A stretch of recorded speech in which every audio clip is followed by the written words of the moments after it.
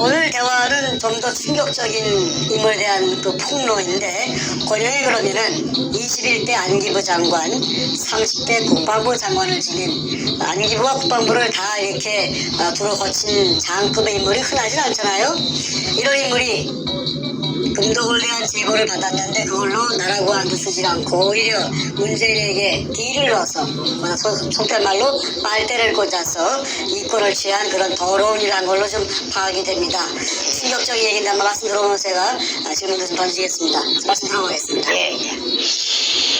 제가 그 2013년 3월 28일 날 중국에서 그 방랑생활 도망가가지고 킬라를 부치가 죽이려고 하니까 도굴단들이, 그래서 18개월 방랑자 신세를 마치고 박근혜 대통령이 당선되었기 때문에 제가 그 귀국을 했습니다. 그래가지고 그 당산역 근처에서 그 제 후배를 하나 만났는데, 저를 도와주는 후배가 달고 나온 여자가 한 사람 있는데 그 여자가 북한에서 온 탈북자였습니다. 그리고 그 여자가 특이하게도 39호실이라는데 한 20년 이상을 근무했대요. 그래서 39호실이 뭐 하는 데냐 했더니 아마 그 외화를 벌여가지고 그 통치자금을 마련하는, 그 최고 통치권자의 통치자금을 마련하는 그런 부서라고 합니다. 그러니까 그 여자가 굉장히 머리가 영리하고 그 아주 동작이 빠르고 그 잽싸지요. 소위 얘기하는 북에서 최고 엘리트네요. 예, 그래서 저는 그런 데 관심도 없고 해서 그냥 그 후배가 데리고 온 손님이니까 같이 밥을 한 그릇 먹고 헤어졌는데, 그 여자가 이제 나중에 저를 갖다가 도와주는 이문현동의 금도구를 도와주는, 자기가 자청해서 도와주는, 그 말하자면은 역할을 하겠다. 네네. 어떻게 도와주겠느냐 하니까 박근혜 대통령에게 알려가지고, 이 박근혜 대통령이 아마 모르고 있는 것 같은데, 자기가 그 박근혜 대통령 앞으로 자기 이름으로서 등기 우편을 보내가지고 이렇게 국가적으로 이거는 하지 않으면은 이게 우리 2만 3천 탈북자들이 바로 그냥 뭔가 저게 대통령이 되고 나면은 문재인이가 대통령이 되면은 큰 배를 가지고 그냥 다 싣고 그냥 김정은이한테 강제로 갔다가 북송시킬 그런 위인이다. 20조를 물론 정옥자 교수 20조를 다 알고 하는 말입니다. 그래서 이제 저를 도와주기로 했습니다. 그러던 어느 날 선생님 장관을 하고 2번씩이나 하고, 그 다음에 대단한 사람이 한 사람 있죠. 누군데 했더니 건영애를 덜미깁디다. 그래서 내가 잘 알지. 내가 그분은 나를 몰라도 나는 그분을 이름을 들었기 때문에 잘 알지. 그런데 왜 그래 하니까 그분이 우파고 또 박근혜 대통령 편이니까 그분은 믿을 수가 있으니까 그분을 내가 만나게 할 테니까 좀 만나보시겠습니까? 그런데 그분은 어떻게 당신이 북한에서 온 사람이 만나게 해줄 수 있느냐 했더니, 내가 그분하고는 아주 긴밀한 사이이기 때문에 만나게 해줄 수 있습니다. 그래서 코리아나 어느 날, 그때가 2013년 연말 정도 된다고 기억이 납니다. 코리아나 호텔에 커피숍 2층에 올라가는데 그 오른쪽에 은밀한 대화를 나누는 그런 큰 홀이 있어요. 거기서 이제 만났습니다. 근 장관을. 권영희 장관. 예. 자기 부인하고 같이 왔더라고요. 그래서 이제 인사를 하고 나서, 그래 내가 듣자니까 부산 문현동에 어뢰 공장이 어떻고, 금도굴이 어떻고 하는데 어떻게 된 거요? 저한테 얘기를 좀 해줄 수가 있나요? 그래서 내가 이야기를 하려고 나왔습니다. 해서 한 3시간 동안 얘기를 쭉 했더니 숨도 안 쉬고 숨죽여서 다 듣고 나더니 하는 말이, 내가 다 듣고 나니까 이제 내 눈앞에 가려졌던 안개처럼 짙은 안개가 눈앞에 짙게 드리워져 있었는데 이제 그 짙은 안개가 싹 없어지고 저 멀리까지 잘 보입니다.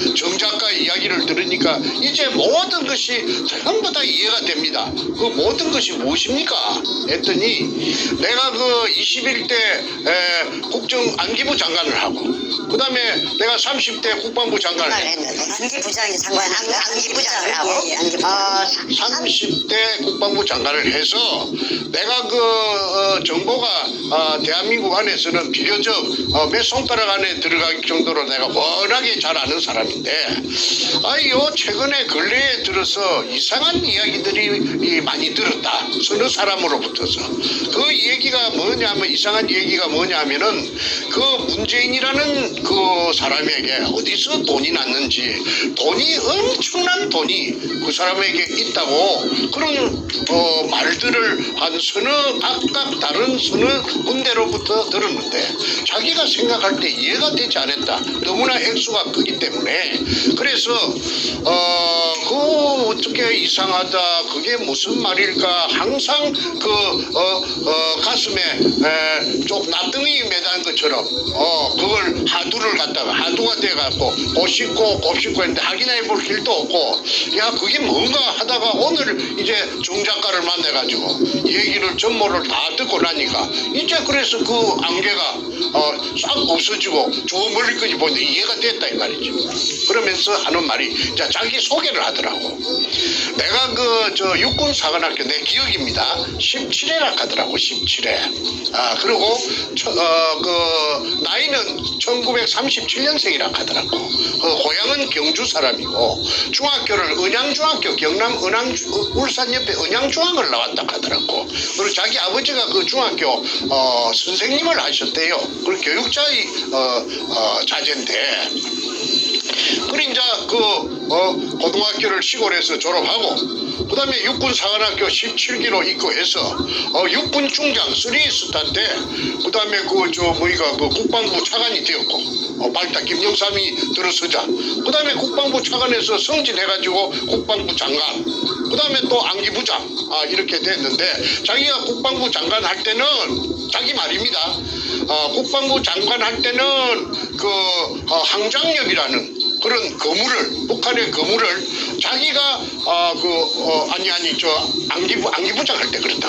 항장엽치를 자기가 작업을 해가지고 그걸 한국에 데리고 왔고 그 다음에 국방부 장관 할 때는 하나회를 척결하는 김영삼이의 지시에 따라서 하나회를 싹 없앴다 하대. 그걸 내한테 훈장처럼 말하더라고. 그래서 아이고 대단합니다 했더니 자기가 그 국방부 장관을 할 적에 법무부 장관이 있었는데 법무부 장관이 청와대에 김영삼 시절에 김기춘이라는 그제 사람이 법무부 장관을 했는데 같은 경상도가 돼서 자기하고는 나이는 자기가 좀 많다고 하더라고. 2-3살 많다고 하더라고.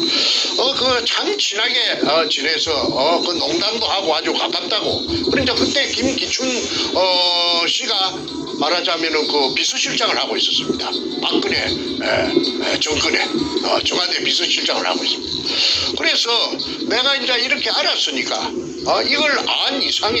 내가 국가에 19살 때부터 국가의 은혜로서 내가 그렇게 높은 벼슬까지 내가 두 분이나 내가 했으니까 나는 국가에서 굉장한 혜택을 많이 받았다. 그러니까 국가에 이제 봉사할 기회가 이제 왔으니 보훈을 할 기회가 왔으니 내가 이 몰랐으면 몰랐지 이걸 안 이상해. 내가 가만히 있으면은 내가 이 사람도 아니다.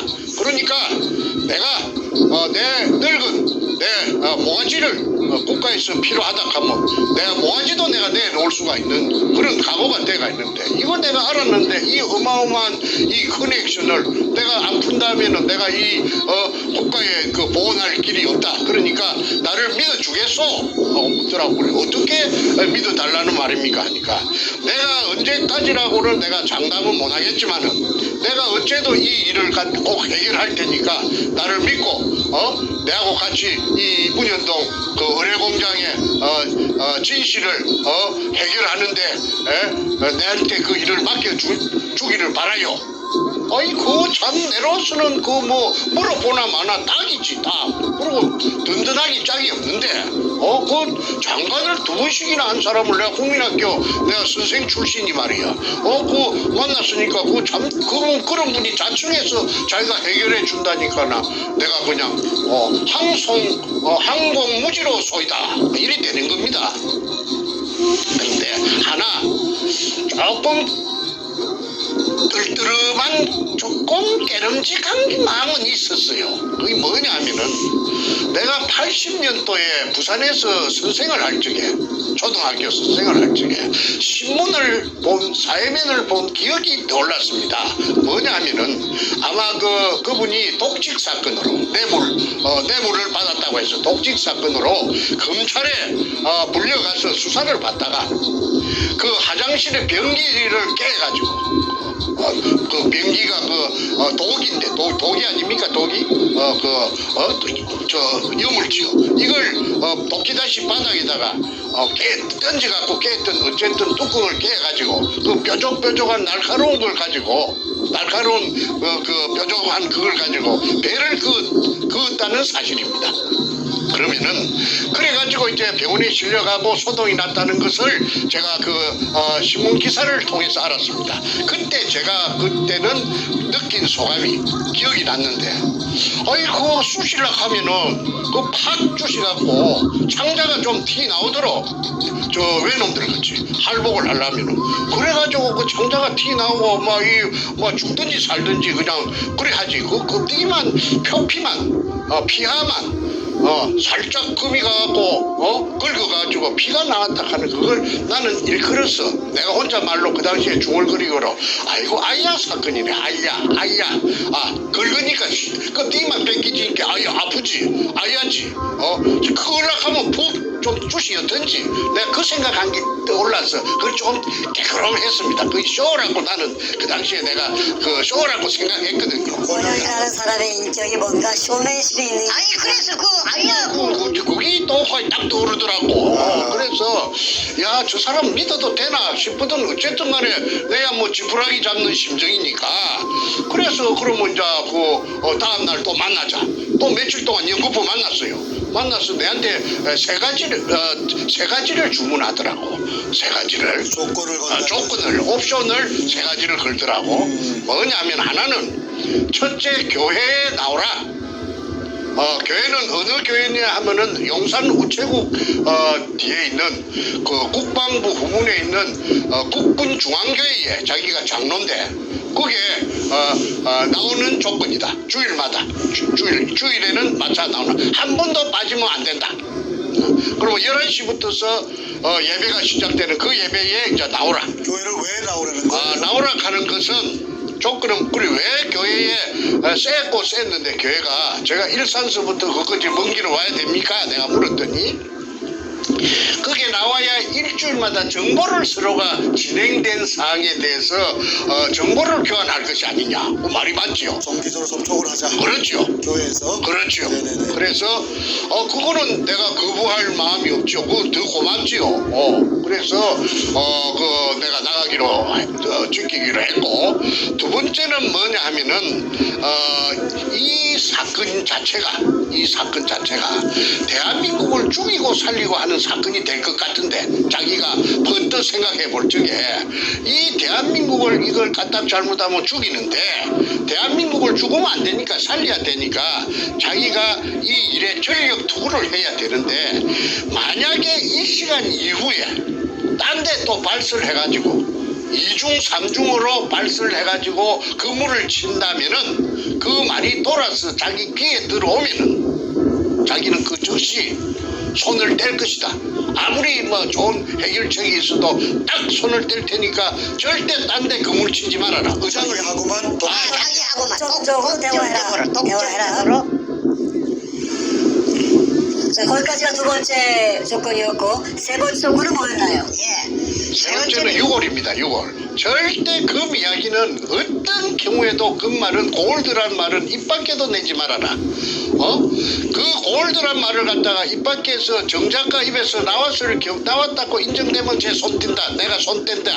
그러면 어떻게 해야 됩니까? 하니까 금 이야기는 하지 말고 요걸 이야기만 해라. 요걸 이야기만 해라. 그 이유는 묻지를 마라. 요걸 이야기만 하지 금 이야기는 절대 하지 말아라. 이런 거 하니까 뭐 금 얘기하면은 금을 쫓는다는 오해를 받고 그러니까 어떤 유해에 대한 어떤 그런 그 공익적인 얘기만 해라. 그런 뜻이 아니었을까요?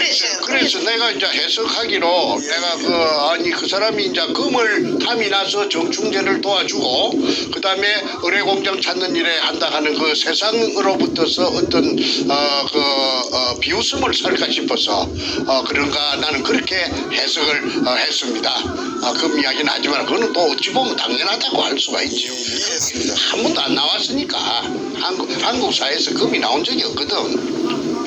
그래서 그 세 가지는 어려운 것도 아니고 제가 그렇게 지키겠습니다. 그래서 약속을 하고 해가 바뀌었습니다. 2014년이 되고 15년까지 2년 동안에 그래도 열심히 나가고 제가 약속을 잘 그러니까 결론은 뭐냐면 권영의 본인하고만 얘기하고 절대로 함구하고 딴 데 가서 말도 입도 뻥긋하지 말아라. 예. 그리고 2년 동안 자기하고만 교류해라. 예. 그거 아니었습니까? 예. 자기가 해결하겠다. 그래서 해결했습니까? 아니 그 해결은 자꾸 이제 해결은 내가 또 맡기는 거 챙기는 것도 아니고 어찌 됐습니까? 물어볼 수가 없지. 인내심 가지고 그냥 기다리시면 돼요. 기다리지요. 그러니까 기다리는데 이거 뭐 오늘은 무슨 좋은 소식을 줄라나 내일은 좋은 소식을 줄라나 하는데 그 사람이 그 신뢰가 안 가는 부분이 좀 있더라고. 뭐냐 하면은 이 양반이 또 내를 갖다가 부산에 가서 향군 회장 호남이를 만나라. 그 다음에 또 뭐 저 성수동에 가서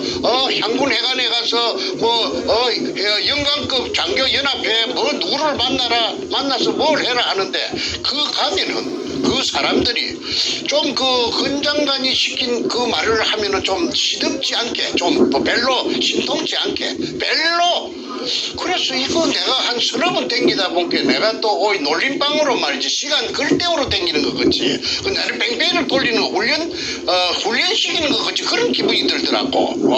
그래서 이거 무엇이 이게 옳은 일인가 구전 일인가. 내가 부산까지도 갈 때 내가 무슨 어디 월급 받는 사람도 아니고 내가 어디 뭐 연금이 나오는 사람도 아니고 전부 생돈을 가지고 땡기면 할게 죽을 지경인데 동쪽으로 가라 서쪽으로 가라 하고 또 심지어는 한 번씩 내를 불러내는데 그 남산 케이블카 밑에 건국회라는 데가 있어요. 비석이 있어요. 그 건국회에 총회 하면 내를 꼭 나오라고 그래요. 그러면 내가 그 사무실이 있는가 싶어 찾아갔더니 케이블카 밑에 도로 옆에 갈비탕집에서 그래서 갈비탕집에서 2층에서 세를 내갖고 한 5, 60명 모이는데 사무실도 건국회 사무실도 없어요. 건국회 회장이라요. 그 양반 그 근영애가 근 장관께서. 그런데 이 밑에 오는 사람들이 그 회원들이 그 주로 군인들인데 예비역 군인들인데 이 사람들이 권 장관이 없을 적에 뭐 불평불만을 하는데 뭐라고 하느냐 하면은 별명이 건상사라 하더라고. 건상사. 권영의 장관을 대해서 장관을 건상사가 뭐 오늘은 뭐 어쩌고 저쩌고 샀더라고. 그래 건상사를 누구를 보고 건상사라고 하여 할게. 권영의 그 장관의 별명이 건상사라고. 건상사 아니요. 그래. 상사라 하면은 그 장교하고 소위하고 그 병장하고 사이에 저 내무반에 가면 중대 스님하사 그런 그 특무상사 위에 그 짝대기 밑에 4개에다가 권상사를 부르는 이유가 있겠네요. 그래 건상사 왜 건상사라고 그 계급을 몇 계급을 강등시키고 건상사가 뭐요 했더니 좁쌀 영감이라고 이게 막 시시콜콜하게 막 오만 것 때만 것 다 챙기고 다 그거 하고 그 다음에 그 인색하기로 말하자면 구두쇠이기로 이로 말할 수가 없다 이거야. 권영애 씨가 없을 때 흉을 그렇게 막 그래서 내가 건상사라 하는 그걸 내가 글을 쓰는 사람인데 충분히 내가 그 건상사 왜 건상사라 하는지 내가 어필할 수가 있죠. 그래서 내가 하나 회의감이 드는 것이 건상사라 하는 별명으로 자기네들 군대 후배들이 놀리는 그런 별명을 지을 정도 되면은 저 사람이 어떻게 이렇게 큰 이런 어마어마한 이런 일을 해결을 과연 해낼까 하는 그런 의구심이 들었어요. 그런데 아니나 다를까 그 김기춘 그 양반을 만났다 하는 그런 명쾌한 이야기도 안 하고 청와대에 자기는 마음대로 출입할 수 있다고 해놓고는 들어가서 박근혜 대통령하고 만났다는 얘기도 없고 내가 물어봐도 아이 뭐 조금 더 기다리라 뭐 이런 식으로 조금 귀찮은 그런 기색도 보이고 아니 박근혜 대통령한테 청와대 들어가서 그냥 같이 독대해가지고 그냥 얘기해버리면 되는 것인데 그걸 무슨 또 거의 뭐 결혼식 날 잡는 것 같이 이래 하니까 사람이 그냥 한장을 하겠더라고. 그러던 차에 한 번은 내를 보고 현장에 오늘은 한번 내일은 현장에 한번 가봅시다. 부산의 현장이 어떻게 갑니까 하니까 자신의 그 동기생 친구 중에 647기 중에 경남 진해 출신의 1사단장 하던 김아무개 소장이 있는데 그 양반이 1사단장 할 적에 남친 땅굴에 대해서 통달로 해가지고 땅굴 찾는데 그래갖고 이제 새고쟁이 2개를 가지고 이 다우징이라 하나 그걸 갖고 왔는데 백발백중이라 이거야. 땅 밑에 그 탐사하는 거. 탐사하는 거. 새고쟁이 2개 갖고 하는 거. 다우징이라고 그러죠. 다우징 그것만 백발백중으로 찾아낸다 이거야. 전문가다. 그리고 그 속에 무슨 금 같은 거 그런 금속이 있어도 다 그 반응을 다 체크할 수가 있으니까 자기 그 건장관께서는 자기 친구 그 아무개 소장님을 김 소장님을 초청할 것이고 그다음에 내도 또 한 사람을 정작가 한 사람을 금을 찾고 그다음에 굴을 찾을 수 있는 그런 사람이 있으면 한 사람 대라고 했어. 그리고 나는 그 강원도 원주에 그 윤아무개라고 그 필리핀에서 금 찾아서 인생을 바친 금 찾아다니면서 인생을 바친 윤아무개라고 내하고 나이 같은 사람이 있어요. 내하고 친구가 됐는데 그래서 윤아무개를 갖다가 이제 불러 올렸습니다. 그래서 이 윤아무개는 그 이전에 저 한국은행 지하 금고에 금이 얼마나 있는지 그 미션을 줘가지고 그 체크를 한번 그 측정을 한번 한 적이 있었는데 그 서울에 대해서는 그 사람이 청춘을 갖다가 필리핀에 25년 동안 돌아다녔으니까 서울 소공동 근처는 잘 모릅니다. 그런데 한 30분 만에 찾아내더라고. 그 미독 신세계 백화점 앞에 그 조형물이 있는 동상같이 조형물이 있는 분수대가 있는데 그 밑이 저 한국은행의 그 금창고라 지하 몇 메다가 그 금창고인데 거기서 금의 양은 지하 몇 메다 그걸 내가 잊어버렸는데 지하 몇 메다 지점에 금이 요게 한국은행 그러니까 그게 한국은행 금창고인데 보유금이 한 15톤 정도 체크되네요 이렇게 하더라고. 그러니까 그때 그 한국은행에 근무한 적이 있는 그 아주 높은 간부가 한 사람 그 옆에 있었는데 이 감봉을 한 적이 있습니다. 어이구 명도네 바로 명도네 어떻게 그렇게 기가 차게 알아맞히느냐. 그래서 내가 이제 그 자료 중에 윤아무개 그분도 소위 다우징 기술 같은 거에 능통한 다우징 아니에요. 다우징은 아니고 다우징 아니고 일본 옛날에 그 왕실에서 그 금을 재놨던 그 창고 속에 금이 가득 들어가 있지 않습니까? 그 금을 갖다가 일일이 빼갖고 무게를 달라가면은 그것만 해도 막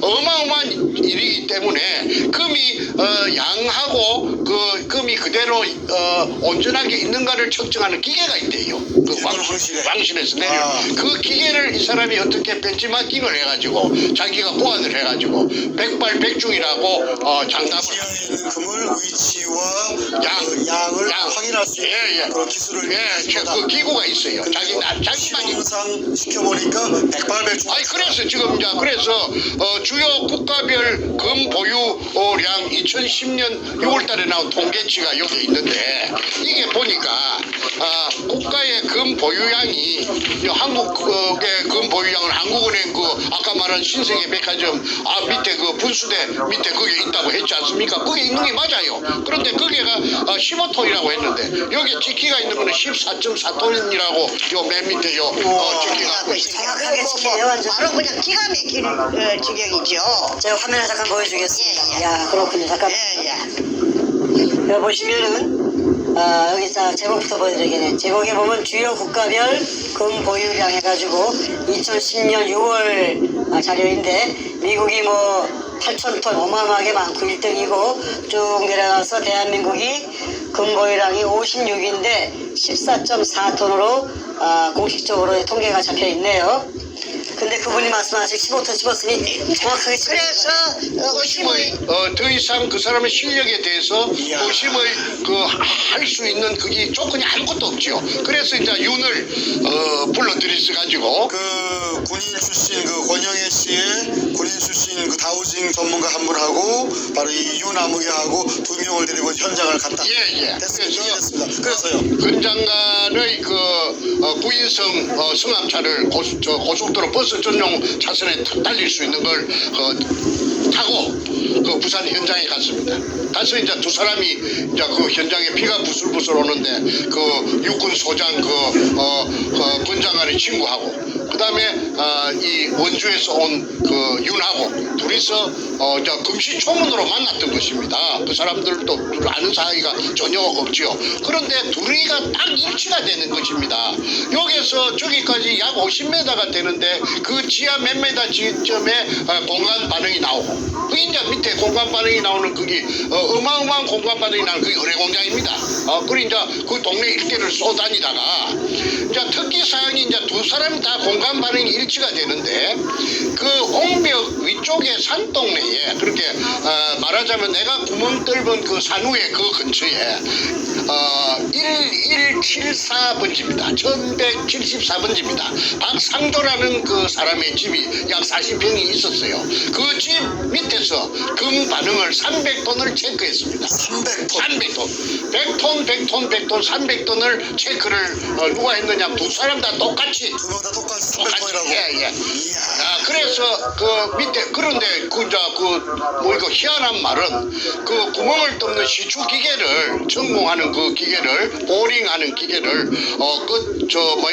동원해서 이게 내가 자기가 파악하는 그 위치에다 구멍을 뚫으면은 금을 이렇게 찍었어. 그 무디기에 바로 그 기계가 좁히단기 들어가서 찍었어. 그 금가루가 묻어 올라온다 카대. 묻어 올리겠다고 자신하는데 그렇게 그 아까 소장도 일치되고 그다음에 원주에서 온 이 필리핀 이것도 일치가 되고 이러니까 기분이 좋다고 그날 의뢰공장 찾는 것도 확인했고 그다음에 금도 300톤이 나오니까 그 아까 건상사라고 불리는 그 건장관께서 돌아오는 차속에서 기분이 좋은지 그 봉투를 갖다가 하나서 그 잡아내갖고 갈라주더라고. 그게 이제 그 문현동 일대 중에서 한 특정 부분에만 300톤이라는 얘기죠? 그렇죠. 그게 1174번지인데 그게 이제 도굴단이 만든 그 지도 의뢰공장 내부 도면에 보면 금이 있다고 표시가 되어 있습니다. 백준엄이가 그 금을 거기가 지하는 공장이죠. 지하 1공장. 자, 먼저 다시 정리하죠. 대한민국 국가가 보유한 금이 아까 얘기한 14점 몇 톤이고 14.4톤. 기껏해야 15톤이 맥시멈인데 문현도 15톤이라고 했죠. 그렇죠. 문현도 일대 중에서도 거기 특정 주소지 밑에 있는 것만 300톤이 있다고 두 명의 서로 모르는 각각의 전문가가 동시에 확인한 300톤이다. 어마어마합니다. 자, 그다음 얘기가 그때까지 그게 아마 아마 다 끄잡아낸 게 아니고 금이 양이 많으니까. 그렇죠. 내나 탑종수라는 자가 그 도굴단에 탑종수 있잖아요. 김성태 옆에 앉았던 거, 그 멍청하게 앉아 있는 거. 그게 내한테 월경 기순에 온 적이 있었다고 했죠. 그럴 때 금이 다 끄잡아냈느냐 물어보니까 일부는 끄잡아내고 일부는 더 깊은 곳으로 들어갔다고 말했거든요. 그런데 더 깊은 곳이라 가면은 일단은 그게 있는 금을 안쪽으로 더 이었다는 것입니다. 그런데 그 백준영이 만든 의뢰공장 내부 도면에 보면은 거기가 금이 있었다는 표시가 되어 있기 때문에 그게 아마도 그 처음부터서 그 300톤은 애놈들이 그게 도망갈 때부터서 그게 있었던 것이 아닌가 그렇게 저는 추정하고 있습니다. 자, 그래서 이제 그 군영을 떨벌라고 혈안이 됐던 것입니다. 그런 때마다 자꾸 동네 주민들이 방해를 하고 이막 온갖 세력들이 그 방해를 하기 때문에 기계가 뚫으려고 내려갔다가도 서울에서부터 내려갔다가도 님비 현상으로 인해서 빠꾸에서 올라온 그 헛돈을 많이 썼습니다. 자, 그런데 이제 이 근장관께서 아까 이제 이제 입이 찢어질 듯이 해가지고 그 봉투를 하나서 주는데 내가 올라와서 내가 찾아본 게는 5만 원짜리 2개 들었대. 누구한테 봉투를 줘요? 아이 저 근장관이 얼마나 내가 그 봉투 주는 거 처음 봤어요. 그런데 10만 원 들었는데 그건 뭐이가 윤은 얼마 들었는 거 내가 물어보지 않았어요. 왜 그러냐 물어보면 내 자신이 너무나 비참할 것 같아서 내가 자존심도 있고 해서 내가 그냥 입 닫고 말았는데 솔직히 말해서 어디 가자값도 아니고 말이지 5만 원짜리 2장을 갖다가 이어줘서 저 사람이 그릇이 아주 작구나. 그런데 자기 집에 가보니까 자기 집이 내나 분당에 죽전에 있는 현대 아파트 앞에서 현대백화점 죽전역 앞에 현대백화점 앞에서 마을버스를 타는데 LIG 아파트라고 기억이 됩니다. LIG 아파트 옆에 자이 아파트 80평에 살더라고. 80평에 그거 늘은데 어떻게 이 집이 운동장 같은 집에 삽니까 하니까 자기가 평생에 책이라든지 무슨 이런 물건 같은 걸 버리기도 아깝고 해서 식구가 며칠 되지 않지만은 이런 넓은 데 아니면 안 된다고 그래서 집은 대걸 같은 집에 살더라고. 잘 사네 소유에서. 80평짜리 아파트 살기가 쉽지 않죠. 청소만 하려해도 청소하는 전담 요원이 한 사람 있어야 됩니다. 자, 그래서 연금도 나오고 또 장관하면서도 많이 벌있을 건데 그렇게 항상 오라고 해가지고 가면 밤때가 되면은 죽전역 앞에 현대백화점 뒤에 항소곡반이라고 갈비탕집이 있어요. 불고기도 팔고 불고기는 내가 한 번도 안 얻어먹어봤고 갈비탕 5,000원짜리 항상 거기입니다. 그래서 그거라도 내가 나는 5,000원짜리 그런 거는 내가 시들해서 잘 안 사 먹는데 거기서 내가 5,000원짜리를 질리도록 먹은 그 기억이 납니다. 어쨌든 그분을 헐뜯으려고 나온 것이 아니고 항상 사이드로 뺑뺑 돌더라고. 사이드로 문현도 현장에 처음 간 거는 한 번밖에 없고 그리고 내가 그 다음에 이제 KBS PD 양성모라고 기억이 됩니다. 키가 좀 우리 큰 게 이걸 어떻게 해가지고 양성모죠. 양성모 PD를 이 젊은 사람을 갖다가 어떻게 해가지고 이 사람 데리고 저 중국의 해남도에 가고 갔다 오고 프로를 찍고 그랬었더라고. 그래서 왜 해남도를 부산 문현동을 놔주고 해남도는 하이난성. 하이난섬. 해남섬에 산 알았는데 그게 옛날 외정 때 우리 한국의 핵무소에 있는 교도소지요 있는 제수들이 애놈들이 거기에 가서 노력 봉사를 예를 들어 6개월 하면은 너그 자녀 형기를 삭감해 주겠다고 이래갖고 자원서를 받아갖고 수많은 한국의 제수들을 인적 자원이 부족하니까 해군기지 공사하는데 싣고 갔어요. 그게 가서 해방이 되자 돌려보내야 됨에도 불구하고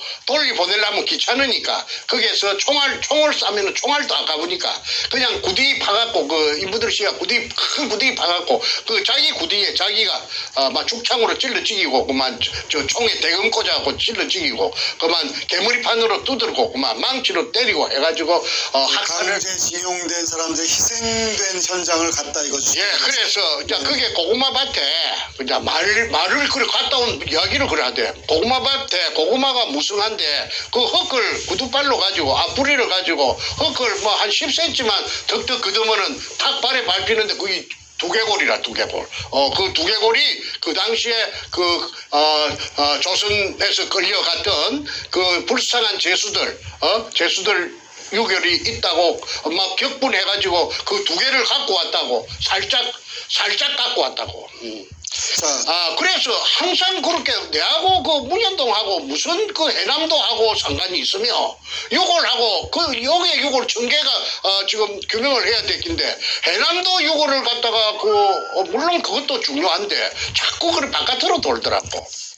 정리 한번 하겠습니다. 지금까지 말씀을 쭉 들어보면은 권영애 씨한테 모든 정보를 주었고 그분도 자신하고만 독점적으로 이 일을 추진하자고 얘기했고 그런데 그 한 2년 3년 터울 시간 동안에 아무것도 한 게 없다. 단 현장에 가서 300톤 있는 거 확인까지만 해서 그렇지. 너무 좋아했고 그렇지. 그리고 뭐 중국 가서 뭐 그 피해당한 저 징용자들 현장만 갔다 오는 걸 하고 이 사건을 가지고 김기춘 당시 실장이나 박 대통령에게 뭐 얘기했다든가 그런 것도 전혀 없이 그냥 시간만 허비한 거네. 그렇지. 그래서 그러던 차에 이거 무엇이 또 자꾸 이제 만나는 빈도가 그 조금씩 이제 어디 외국에 간다고 해가지고 또 몇 달씩 갔다 오고 하다 보니까 핫바지 방구 새듣기 조금씩 희미해집니다. 그러던 차에 그 2015년 연말입니다. 그 제가 기가 막힌 또 어떤 사건이 발생합니다. 그거는 제가 오형제 중에 장남인데 제 그 전부 남자만 다섯인데 그 둘째하고 넷째 내 밑에 하고 넷째하고 둘이서 그 도굴단에 따라갔던 것입니다. 그 문현동 현장에. 그런데 둘째 보고 이제 우리가 세월이 가니까 우리가 팽당했다. 이용만 그때 그 문현동 금도굴 현장에 서너 달 있었던 것은 저 도굴단한테 내가 우리가 지금 와서 생각하니까 쟤들이 막 벤츠 S600을 타고 난리를 지고 부산에서 잘 살고 그냥 귀족이 돼가지고 그냥 번쩍번쩍한 차를 타고 다니는 거 부산 바닥이 좁으니까 알지요. 야 저거 어떻게 해야 되겠나. 그러자 정옥자 교수의 20조도 알게 되고 하니까 내한테도 오지도 못하고 행정안끼리도 이간을 시켜놓으니까 그래서 자기는 둘째하고 넷째가 상의하기를 우리가 이 세상에 알리자. 그러면 어떻게 해야 되느냐면 문재인이 그 사무실이 사상에 있는데 국회의원 사무실이 거기에 들어가서 사건을 하나 일으키자. 그게 뭐냐면 그 문재인이 사무실의 신나통 사건입니다.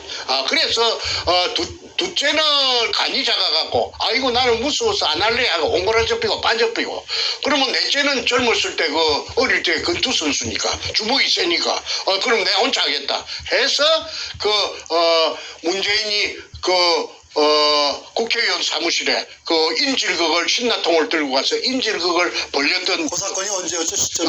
2015년 12월 30일이라고 기억이 됩니다. 네네, 알겠습니다. 예. 그래서 그때 내한테 전화가 왔더라고. 이제 그날 막 뉴스에 오전 10시부터서 밤 12시 자정까지 온 한국에 있는 공중파든지 종편이든지 무엇이든지 전부 방송국이라 하는 방송국은 전부 다 이것만 취급했습니다. 부산 문현동 이것만 다 정규 방송 중단하고 부산 문현동이 아니고 사상에 그 문재인이 사무실에 그 신나통 인질거 이것만 계속해서 들었습니다. 근데 12시 자정이 지나니까 약속이나 한 것처럼 딱 전부 다 올 수도 없대 있고 모든 방송. 누가 조정했지요. 누가 조정을 작동을 했죠. 그러네요. 그래서 이제 그래서 그나마 그래도 사건이 벌어진 10시부터서 자정까지 14시간 동안 도배를 하듯이 온 한국에 모욕을 하듯이 했기 때문에 세상이 그때 문현동 금도굴이 최초로 알려지게 된 것입니다. 알겠습니다. 그 사람들이 믿든지 말든지 그거는 뭐 안 믿든지 간에 최초로 알려진 겁니다. 자, 그때 내한테 뜻밖의 전화를 했더라고. 권 장관이 그 정 작가 동생이 맞소?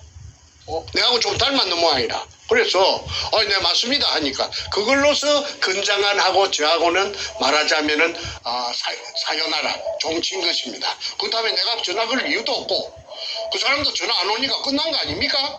그런데 내 마음속에는 굉장히 괘씸하지요. 아이고 정보만 쏙 빼갖고 가서 말이야. 뭐 핫바지 방구 새듣기 말이야. 그거 뭐 장난치는 것도 아니고 그렇다고 내가 맡기는 거 달라 하는 식으로 서로가 계약이 있었던 것도 아니고 내가 항의할 수도 없고 그래서 좋은 멜론과 더 좋은 멜론 무엇이 다른 걸까요?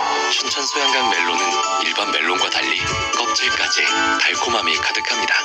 춘천에서 식탁까지 소양강이 흐릅니다.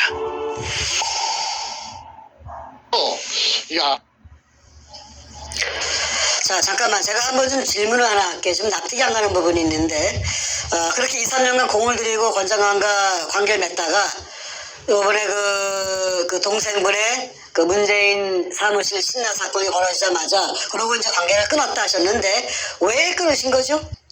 아니 그쪽에서 그 마무리를 해줘야 될 텐데 2년 3년 동안 횟수로 3년 동안 질질 끄고 사람을 갖다가 민방위 훈련시키는 것처럼 골탕을 먹여놓고는 아이 뭐 그 외국에 간다 뭐 어쩐다 해가지고 그냥 문현동하고는 뭐 별로 관심도 없고 하니까 아 저 틀렸구나 내는 이미 고표를 쳤습니다. 그렇다고 해서 그 사람이 그 내하고 나이가 얼추 같다고 하면은 다그치기라도 할 텐데 아니 그러지도 못하고 장관을 2번이나 했으니까 그 내가 저 항의도 할 수가 없고 그러던 차에 내가 저 정보만 또 쏙 빼가지고 또 이용당했구나. 그러면 저 사람은 그 정보를 갖고 어디에 쓸까? 어디에 썼을까? 내가 바보가 아니니까 생각해봤지요. 그거는 저는 그렇게 생각합니다. 특수궁 앞에서 그 시청 앞에서 저 당기국의 그 태극기를 할 적에 그 사람이 또 밖에도 그게 나타나고 또 그 좀 있다가 헌법재판소 앞에서 뭐 단식을 한다고 해서 나는 당장 저 사람이 쇼하고 있구나. 쇼를 하고 있구나. 저 아까 제가 그 서두에 말씀드린 것처럼 아이야 사건 이야기했습니다. 그 검찰에서 그 화장실 변기를 깨뜨려 가지고 피부 껍데기만 조금 나가고로. 그래서 내 아이야 사건이라고 했는데 아이야 사건도 쇼고. 그다음에 그 헌법재판소 앞에서 그 저 단식하는 것도 내가 볼 때는 쇼업지다. 그러고 내한테 모든 정보를 가지고 간 것도 해결해 주겠다는 것도 쇼고 전부 연결이 되지요. 그러면 그 사람이 정보를 빼갖고 어디에 썼을까를 내가 맨날 며칠로 두고 내가 연구를 해본 결과가 내가 그 모범 답안을 하나 찾아냈어요. 그거는 그 사람이 그 태극기 우파라고 말이지 온 국민들이 알아볼 수 있도록 그렇게 쇼를 하면서 뒷전에 그 문현동을 갖다가 2년 반, 3년 동안을 갖다가 그 횟수로 3년 동안 속속 깊이 전부 다 빼가지고 그게 아까 문현동 1174 다시 1번지 그 박상조지 밑에서 금 300돈이 있다 가는 것까지도 알은 사람이.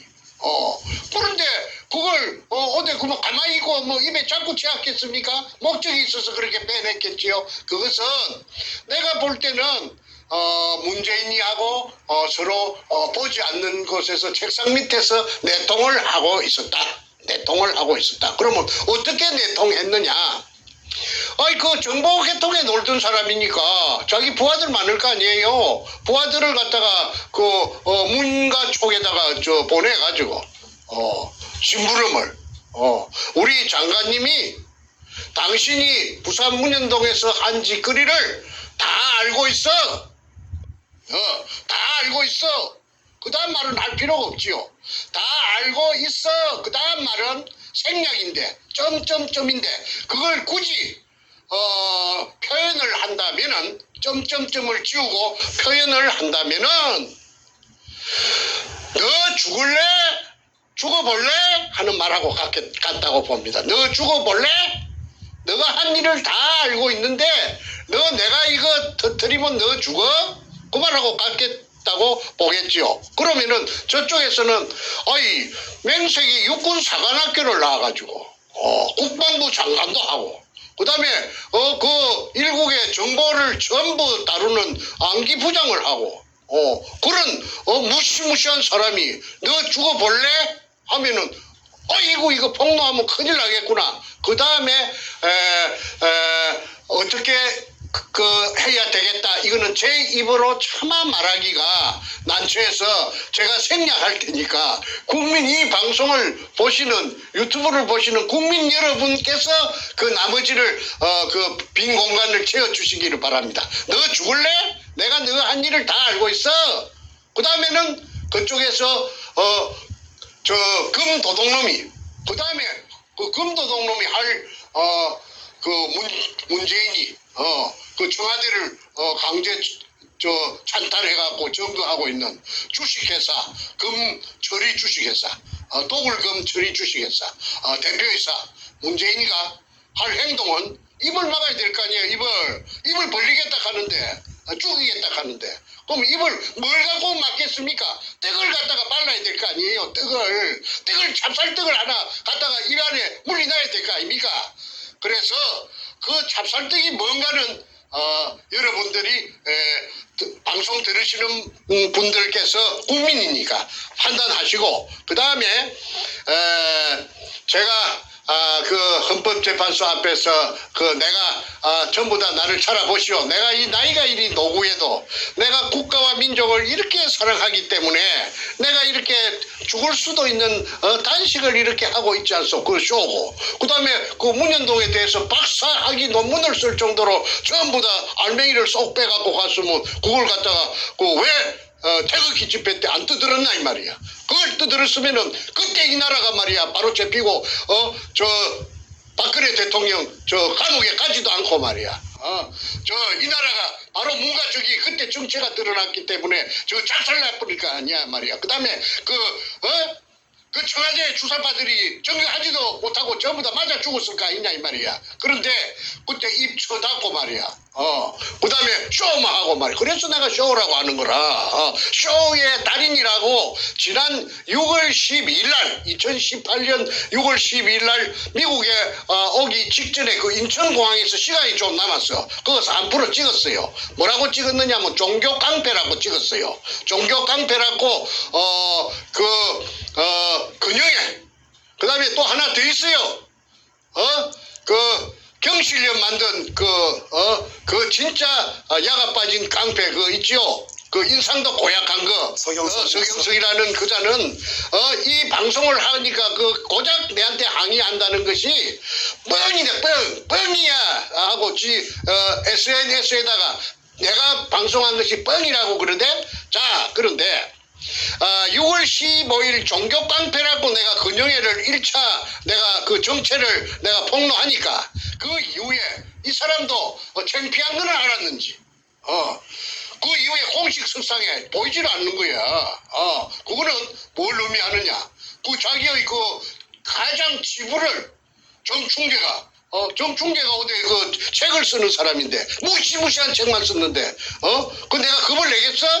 그러니까 이 분께서도 내가 지금도 늦지 않았으니까 지금이라도 자신이 내가 오해를 하고 있다면은 저 공식적인 그 매체에 나타나서 유튜브도 좋다고 나타나서 그 문현동 그때 취득한 정보를 내가 그 문가한테 공갈로 쳐서 좀 빼먹었다. 국민 앞에 섰고 대지하기를 내가 간절히 바라고 그 다음에 나는 가짜 태극기였다. 공개를 하는 것이 위장한 가짜 태극기였다. 그리고 반문연대고 나는 글로벌리스트다. 한국의 국정원장들은 거의 다 글로벌리스트라 하대. 이걸로서 오늘 방송은 제가 할 말은 다 했습니다. 나머지는 세월이 가면은 그 아까 찹쌀떡을 먹었는지 찹쌀모찌를 먹었는지 호떡을 먹었는지 나타날 겁니다. 오늘 메시지의 제목이 다시 한번 상기시켜드리면 금독을 정보로 문재인에게 빨대를 꽂은 권영애의 더러운 정체입니다. 제목에 모든 것이 다 담겨있고 지금 장시간 말씀하시면서 모든 내용이 다 공개가 됐는데 우리가 알고 있는 권영애는 옛날 안기부장 권영애도 있고 국방부장 권영애도 있지만 가장 최근 2년 동안에는 탄기국의 권영애로 많이 알려져 있었고 아까 말씀하신 대로 탄기국 그 끝단에 마무리될 때쯤에 아주 그 명예롭게 퇴장하는 그런 신용을 하면서 소위 단식 쇼를 벌였습니다.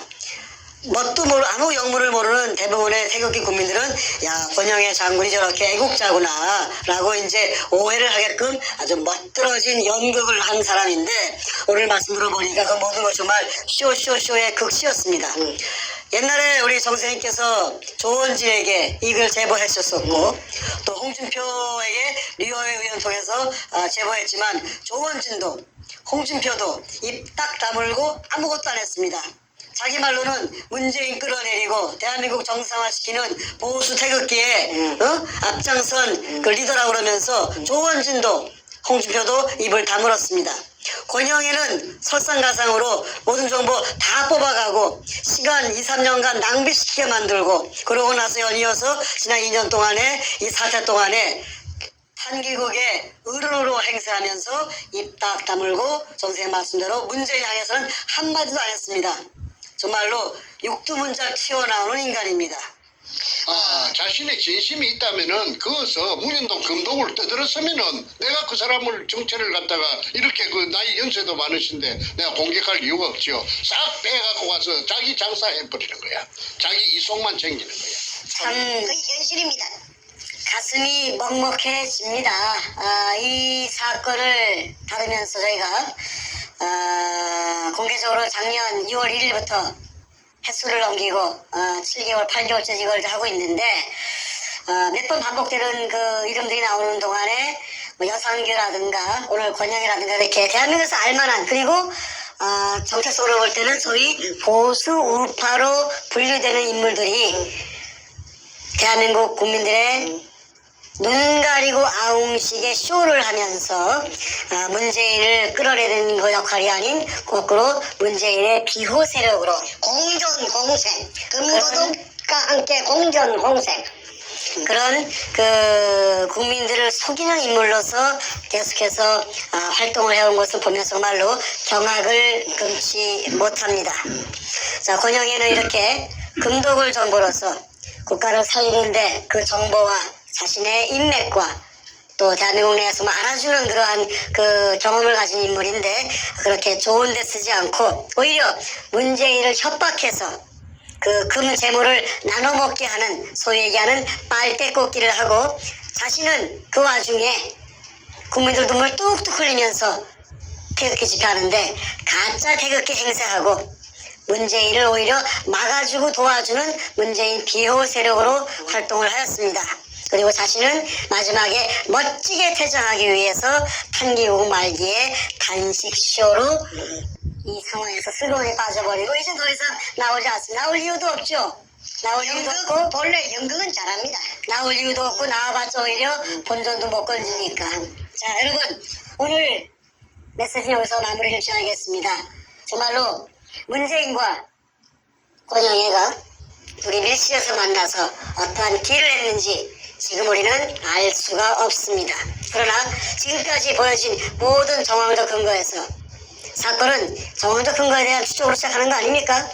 이 모든 정황적 근거에서 권영애는 자신의 정체성으로 볼 때는 문재인을 끌어내기 위해서 앞장서온 인물인데 대놓고 그런데 이 모든 정보 문재인을 박살내신 정보를 가지고 오히려 입을 다물고 조용히 어디로 사놨다. 무슨 말을 들었겠습니까? 국민 여러분께서 마지막 판단에 빈칸은 채워주시기 바랍니다.